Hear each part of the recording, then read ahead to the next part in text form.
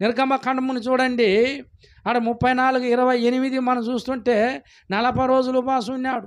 మరి 29లో చూడండి, మోసే యొక్క ముఖము మెరిసినదంతా దేవుని యొక్క మహిమతో నింపబడి. నువ్వు ఎంతగా ప్రార్థన చేస్తావు, ఎంతగా దేవుని యొక్క వాక్యానుసారం నిలబడతావో ఆ మహిమ నీ పైన ఉదయిస్తానే ఉంటాయి. నేనేమన్నాడు దావీదు 31 కీర్తనలో 16లో, ఆయన యొక్క ముఖ కాంతిని తన యొక్క దాసుల పైన ఉదయింపజేస్తాడంట. ఆయన యొక్క ముఖ కాంతి ఉదయకాలాన్ని వెదికే వాళ్ళగా మనం ఉండాలా. ఈయన తిరిగి వెళితే మళ్ళీ దేవుడు ఇచ్చి అట్నే మెరిచినదంట. ఎవరి ముఖం? మోసే ముఖం. దేవునితో మాట్లాడి తీసుకొని వచ్చే కార్యం మనం చూస్తున్నాం. అందుకే పడిపోయినావు.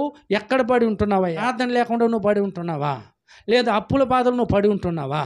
లేదా సంతానహీనుడై నువ్వు పడి ఉంటున్నావా? తిరిగి నువ్వు ఏడికి రావాలి? ఆయన దగ్గరికి రా.